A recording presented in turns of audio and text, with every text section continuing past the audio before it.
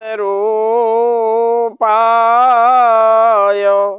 विश्वोत्पत्त्यादिहेतवे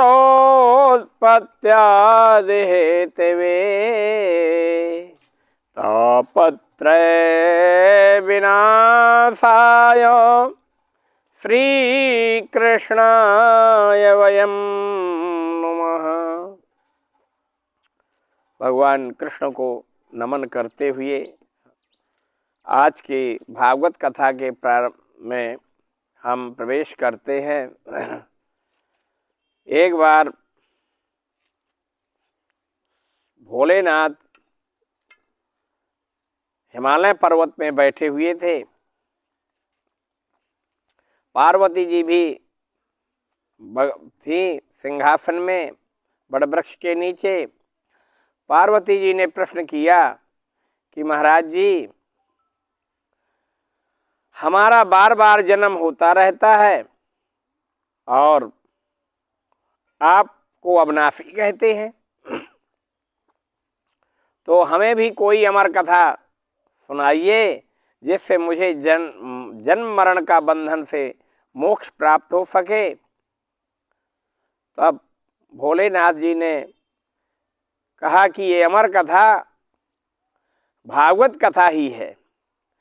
श्रीमद् भागवत कथा जब कृष्ण भगवान गोलोक धाम को जा रहे थे, उस समय उद्धव जी ने प्रश्न किया कि महाराज, आपके जाने के बाद कलयुग आने वाला है, बहुत से मनुष्य उसमें दुराचारी अत्याचारी होंगे, पापाचारी, उनका कैसे उद्धार होगा।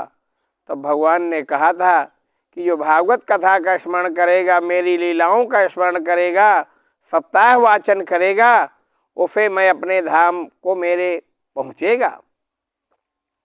इस प्रकार से पार्वती जी को शिव जी ने कहा कि देखो, इस कैलाश पर्वत में कोई है तो नहीं। तो कोई नहीं था। एक फुक का अंडा पड़ा हुआ था। उस अंडे को उन्होंने सोचा कि ये क्या सुनेगा, क्या करेगा। तो इस प्रकार से उन्हें कोई नहीं है। शिव जी ने कथा प्रारंभ शुरू की। सुखदेव जी और शिव पार्वती जी हुंकारी देती रहीं। जन्माद्यस्य यतो अन्यादितरश्च स्वार्थे सुविज्ञः स्वराट् तेने ब्रह्महृदायादि कवे मुह्यन्ति यद सूर्यः तेजो वारि मृदां यथा विनिमयो यत्र सर्गो मृषा धाम्ना स्वेन सदा निरस्ति कुहिकं सत्यम परम धीमहि। सत्य स्वरूप जो भगवान कृष्ण हैं, उनका स्मरण करके उन्होंने पार्वती जी को 10वें स्कंध तक की कथा सुनाई। 11वें स्कंध में उन्हें निद्रा आ गई और हुंकारी देना बंद कर दिया। तो वो फुक का अंडा परिपक्व हो गया और वो हुंकी देने लगा। जब 12वां स्कंद पूरा हुआ, श्रीमद् भागवत पुराण में 12 स्कंद हैं, 365 अध्याय हैं और राजा परीक्षित सुखदेव जी का संवाद है और शिव और पार्वती जी का भी संवाद है। इस प्रकार से शिव जी ने कथा को सुनते हुए पार्वती जी से कहा कि ये 2 स्कंध में किसने हुंकारी दी। देखा तो तोते का बच्चा सुखसावक पंख जमे हुए थे। शिव जी ने मारने के उसके लिए त्रिशूल उठाया। वो उड़ करके जा करके व्यास जी की पत्नी पिंगला अपने दरवाजे में बैठी हुई भगवान का स्मरण कर रही थी और इतने में जमवाई आई। जब भगवत भजन करते हैं, भगवान का स्मरण करते हैं, तो निद्रा देवी तत्काल आ जाती है। तो जमवाई लेते हुए सुखदेव जी तो डर के मारे शंकर जी की त्रिशूल से भयभीत होकर के दौड़ते हुए उड़ते हुए गए और इस शरीर को त्याग दिया और जो निर्गुण निराकार आत्मा है, परम ब्रह्म प्राणवायु, वो उनमें प्राणहित हो गई।